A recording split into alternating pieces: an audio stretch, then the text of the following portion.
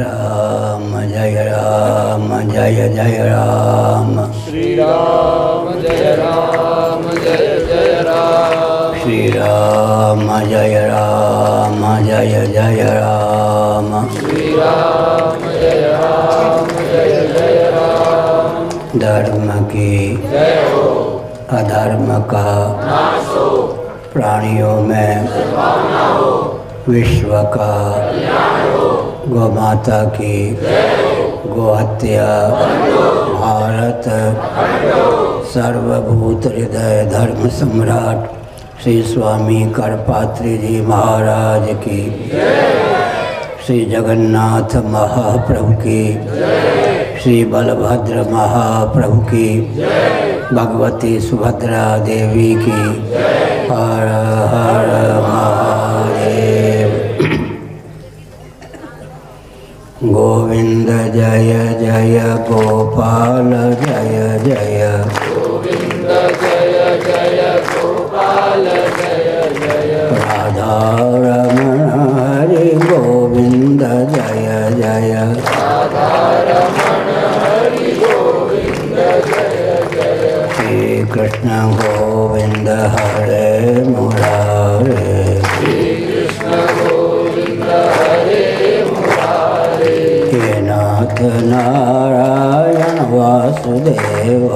हे नाथ नारायण वासुदेव। गोविंद जय जय गोपाल जय जय। गोविंद जय जय गोपाल जय जय। राधा रमण हरि गोविंद जय जय। राधा रमण हरि गोविंद जय जय। श्री वृंदावन बिहारी लाल की जय। नमो माधव्य शंभो शिव शिव शिव शिव शिव शिव नारायण नारायण नारायण।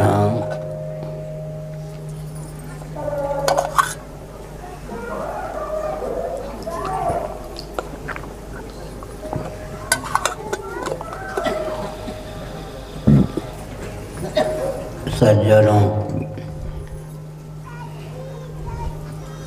पंडित प्रवर्षी जम्मन मिश्र जी के मुखारबिंद से आप श्रीमद् भागवत की ललित कथा का श्रवण कर रहे हैं। प्रायः देखा जाता है कि कर्मकांडी कथावाचक नहीं होते, कथावाचक कर्मकांडी नहीं होते। काशी के दिग्गज विद्वान कर्मकांडी से मैंने कहा कथा भी कहते हैं, तो उन्होंने कहा दोनों का तालमेल नहीं है। हम कथा कहने लगेंगे तो कर्मकांडी नहीं रह जाएंगे, कर्मकांडी हैं तो कथावाचक नहीं हो सकते। लेकिन यह छत्तीसगढ़ की विशेषता है, ये जितने भाई हैं सब कर्मकांडी भी हैं, कथावाचक भी हैं।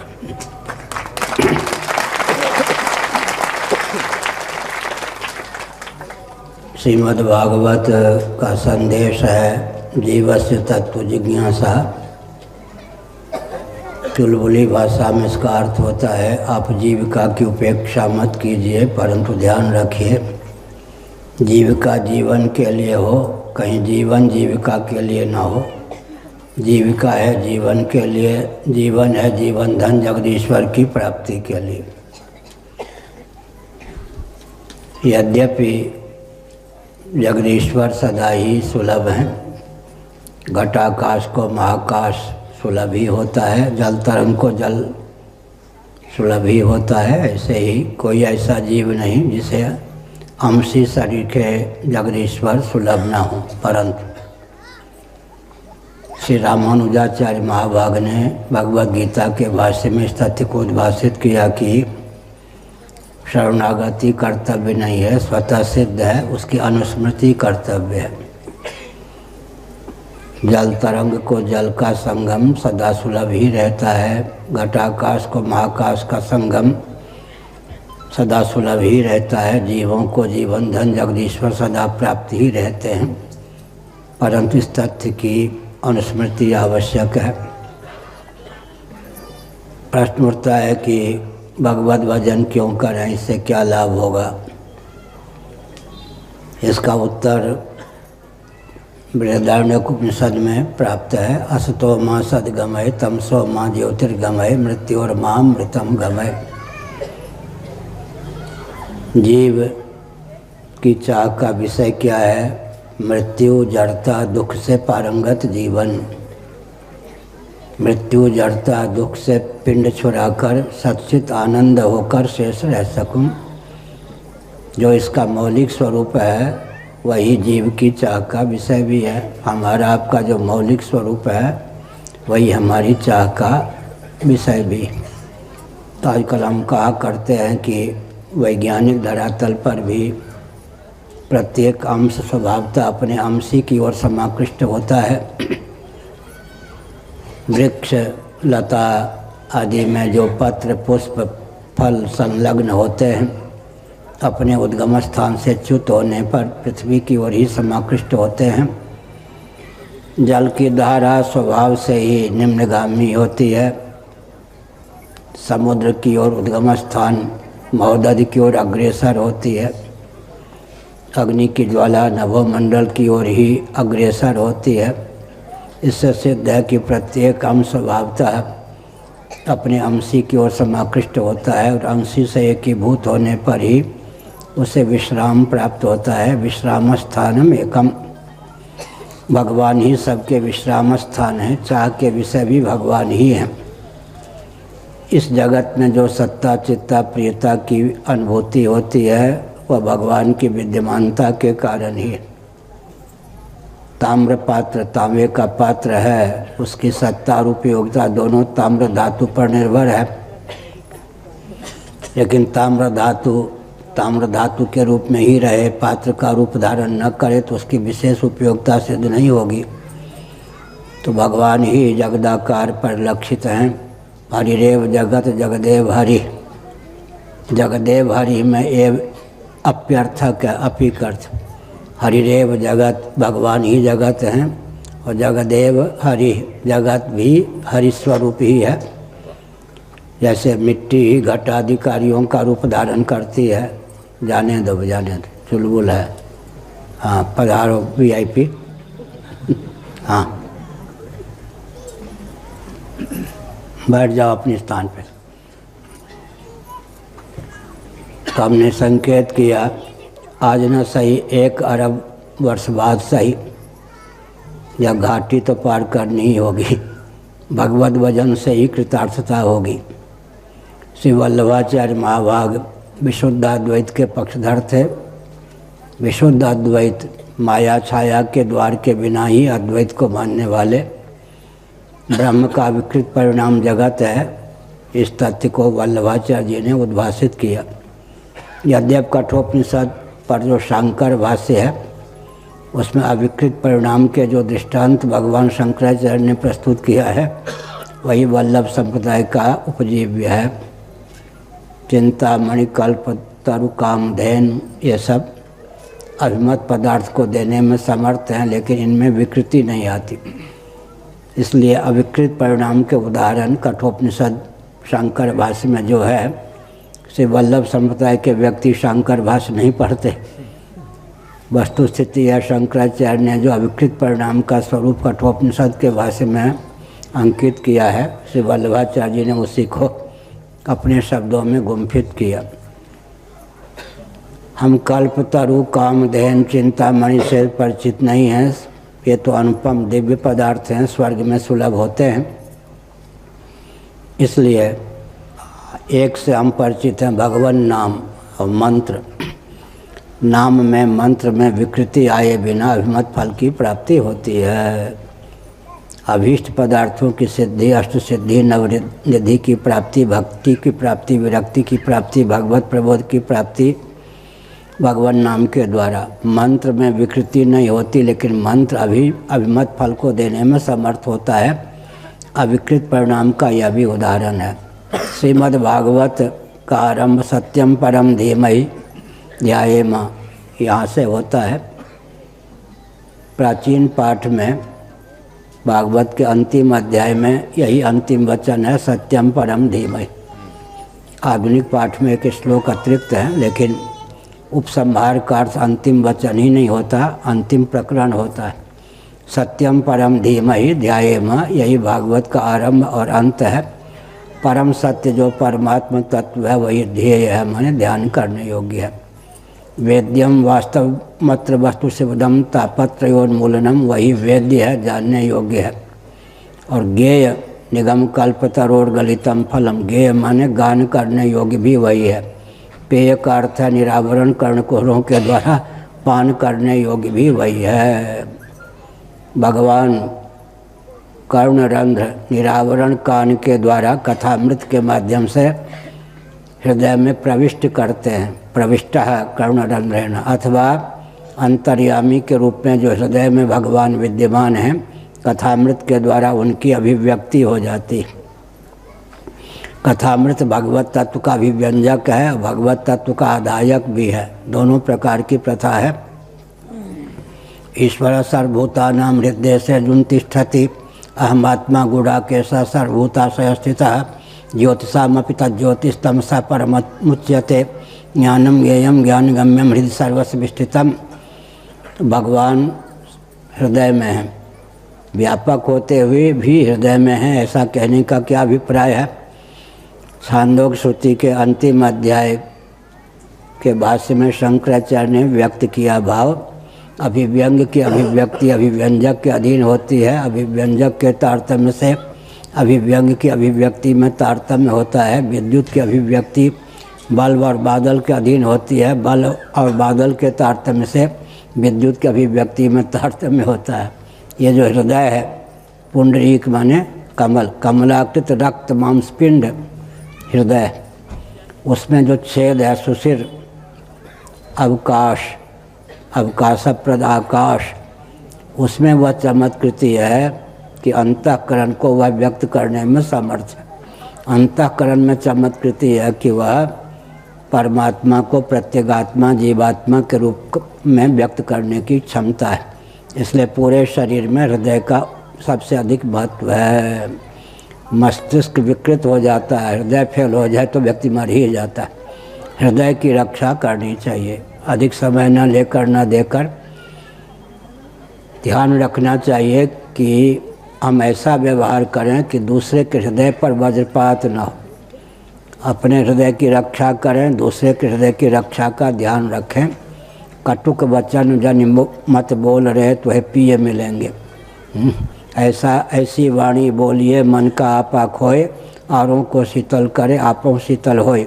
अनुद्वेग कर्म वाक्यम सत्यम प्रीहितम चयत, स्वाध्यायाभ्यसनम चैव वाङ्मयम तपुच्यते। एक बहुत विचित्र बात, अनुद्वेग कर्म वाक्यम सत्यम प्रीहितम चयत, यह तप, मौन को गीता में मानस तप के अंतर्गत रखा गया। वहाँ विज्ञान है, मौन मानस तप है। बोलने का तप क्या है? बोलने की शैली में बोलिए। एक हमारे गुरु भाई थे, ब्रह्मचारी थे, कानपुर के, चौमासे में आ जाते थे पूज्य गुरुदेव के पास। वो लगभग दिन के 2 बजे तक मौन रहते थे। 2 घंटे के लिए मौन खोलते तो हम लोग छिप जाते थे। ब्रह्मचारी जी का मौन खुला है, पता नहीं किसको डंडा मारें, किसको गाली दें। उस मौन से क्या? इसलिए हमारे यहाँ मौन जो है मानस तप के अंतर्गत है। और बोलने का तप क्या है? अनुद्वेग कर्म वाक्यम, ऐसा वाक्य बोलिए, ऐसी वाणी बोलिए जो क्षोभ उद्वेग पैदा न करे। लेकिन सत्यम प्रीहितम चयत, सत्य भी हो, प्रिय भी हो, हितकर भी हो, ऐसा बोलना बहुत कठिन। 4 योग्यता क्यों दी? आत्मा सच्चित आनंद अद्वितीय स्वरूप है। अनुद्वेग कर्म वाक्यम, अद्वैत परमात्मा की अभिव्यक्ति के लिए वाणी में इस प्रकार की योग्यता चाहिए। सत्यम प्रियम हितम चयत, हित माने चित स्वरूप। इसका मतलब सच्चिदानंद स्वरूप परमात्मा को अभिव्यक्त करने के लिए वाणी में 4 प्रकार की योग्यता चाहिए। उद्वेग क्षोभ करने वाला वचन न हो, इसका अर्थ क्या है? हमारे पूज्य गुरुदेव कहते थे, हम शंख बजाते हैं, कुत्ते को अच्छा नहीं लगता, भौंकने लगता है। कुत्ते के हृदय में क्षोभ उत्पन्न न हो, इसलिए कि हम भगवान को की आराधना के समय शंख बजाना छोड़ दें। और कुत्ता का स्वभाव है, जब हम शंख बजाएंगे तो जरूर रोना शुरू कर देगा। बड़ी विकट बात है। हम दूसरों की वाणी से क्षुब्ध ना हो, यह तो हमारे ऊपर निर्भर है, लेकिन अनुद्वेग कर्म वाक्य बहुत ऊंची बात कहेगी। ऐसी वाणी बोलिए जो दूसरों के हृदय में क्षोभ उत्पन्न न करे, लेकिन चिकनी चुपड़ी झूठी बात न हो, सत्य भी हो, प्रिय भी हो, हितकर भी हो। हितकर माने चिदंश को लेकर हित कहा। ऐसी वाणी बोलना सत्संग के द्वारा ही संभव है। तो हमने संकेत किया श्रीमद् भागवत विद्यावताम भागवते परीक्षा, विद्वानों की परीक्षा हो जाती है श्रीमद् भागवत में। कथा वार्ता कीर्तन एक अपना स्तर है। श्रीमद् भागवत एक हमारे गुरु भाई थे मार्कंडेय ब्रह्मचारी जी, उन्होंने एक बार हमको एकांत में बताया, बहुत दिग्गज विद्वान थे, लेखक भी बहुत अच्छे थे, पूज्य गुरुदेव के अक्षर को पहचान के वे ही क्या करते थे, ग्रंथ का रूप प्रदान करते थे। वक्ता नहीं थे, सब में सब प्रकार की क्षमता नहीं होती है। एकांत में उन्होंने कहा कोई ऐसा पुराण नहीं, यद्यपि अग्नि पुराण में तो गणित भी है, अग्नि पुराण का अर्थ लगाना बड़ा कठिन, कहीं गणित का प्रकरण है, कहीं भूगोल का, कहीं खगोल का, लेकिन उन्होंने कहा कोई अन्य ऐसा पुराण नहीं जिसके अर्थ को लगाने के लिए मुझे टीका टिप्पणी की आवश्यकता हो, और भागवत का कोई ऐसा अध्याय नहीं जिसको बिना टीका टिप्पणी के बल पर लगा सकूं। राजराजेश्वर शास्त्री जी दिग्गज सरस्वती का अवतार ही माने जाते थे। दाक्षिणात्य पंडित काशी में, काशी नरेश उनकी तीसरी पीढ़ी होगी। काशी नरेश जो समय थे मठ में 5 दिन रुके थे हमारे यहाँ, और जब तक वो हमारा दर्शन नहीं कर लेते थे तब तक पानी नहीं पीते थे, इतनी उनकी आस्था थी। विभूति नारायण सिंह के नाम थे, भूमिहार कुल के होते थे। तो काशी नरेश उन दिनों जो थे बहुत बड़े विद्वान भी थे। उन्होंने राजराजेश्वर शास्त्री जी से कहा कि आपके मुखारबिंद से भागवत की कथा सुनना चाहता हूँ। उन्होंने कहा 1 साल की मुझे अवधि चाहिए। इतने दिग्गज विद्वान थे कि सरस्वती के अवतार उन दिनों या तो हमारे पूज्य गुरुदेव स्वामी करपाती जी महाराज या संतों में, गृहस्थों में राजराजेश्वर शास्त्री जी माने जाते थे, दक्षिण के द्राविड़। उन्होंने कहा 1 वर्ष का समय चाहिए। फिर श्रीधरी टीका सहित उन्होंने 8-8 घंटे परिश्रम करके 1 साल में भागवत को तैयार किया। तब उन्होंने कहा कुछ कहने योग्य हो गया हूँ। तो भागवत बहुत ज्ञान विज्ञान की पराकाष्ठा है। भूगोल का वर्णन ही 5वें स्कंध में, लेकिन कीर्तन के माध्यम से, कथा अमृत के माध्यम से सब संतृप्त होते हैं। मैं एक संकेत कर दूँ, पुराणों की संरचना इस ढंग से हुई कि उसकी अनुकृति के बिना कई सभा जम ही नहीं सकते। आज समाजियों को भी अंत में आलम्बन लेना ही पड़ा। तो हमारे ऋषियों ने क्या गंभीर से गंभीर तथ्यों को इस ढंग से रोचक विधा से भी व्यक्त किया, उसकी अनुकृति किए बिना आज समाजियों का भी काम न चले। तो वही है, गाए जा बजाए जा, आनंद भी मिलेगा, कीर्तन भी, गला का आस्वादन भी मिलेगा, स्वर लहरी भी मिलेगी, कानों को तृप्ति भी मिलेगी, और भंडारा होगा ही, सबका मुँह भी मीठा होगा, पंडितों के को दक्षिणा भी मिल जाएगी, सबके लिए लाभ ही लाभ है। श्रीमद् भागवत के बारे में अधिक न कहूँ, भगवान श्री कृष्ण अंतर्हित हो गए तो श्रीमद् भागवत में ही समा गए। इसके वक्ता कौन है? परमहंस सुखदेव जी, दिगंबर रहते हैं परमहंस सुखदेव जी, निष्प्रियता की पराकाष्ठा। फिर नैमिसारण आदि के माध्यम से कथा का प्रचार प्रसार हुआ। संरचना का लेकिन मैदान में हमारे ऋषियों ने तैयार किया। प्रचार की भूमि नैमिसारण, 88,000 ऋषि कहाँ रहते थे? नैमिसारण में। रचना भले ही बद्री वन में हो, लेकिन प्रचार की भूमि मैदान में उत्तर प्रदेश में नैमिषारण्य को रखा।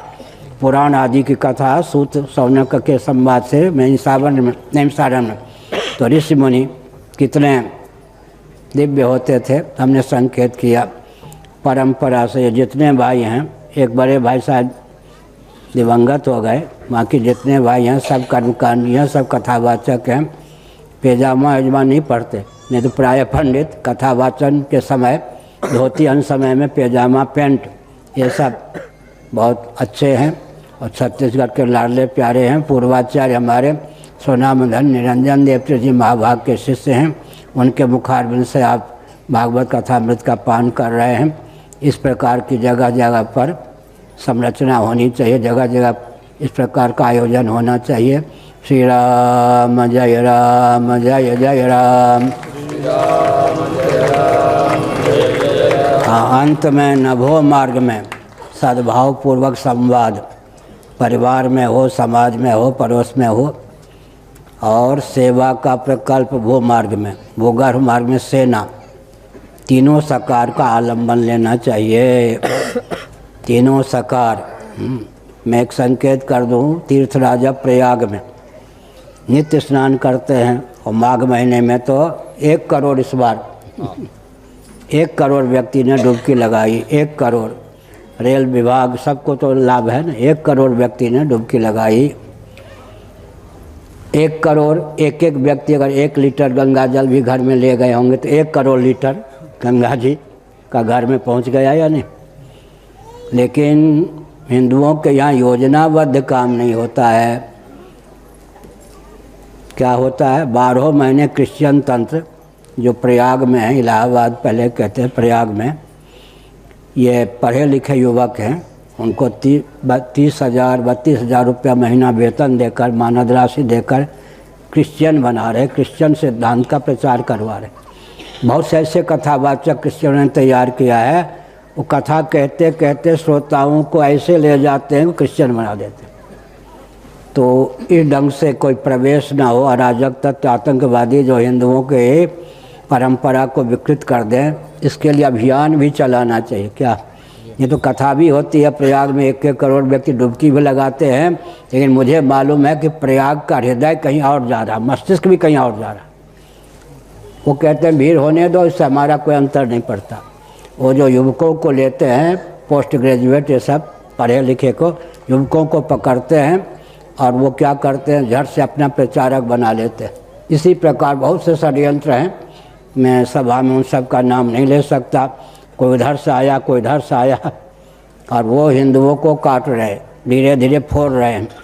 तो जहाँ पर कथा वार्ता होनी चाहिए, वहाँ संग भी ऐसा होना चाहिए, अभेद्य दुर्ग के समान, कि अराजक तत्व या हिंदू संख्यक बनाने की भावना से भावित तंत्र की दाल न गले। ऐसी व्यूह रचना कीजिए कि वो अपने आप दूर भगें। हर हर महादेव।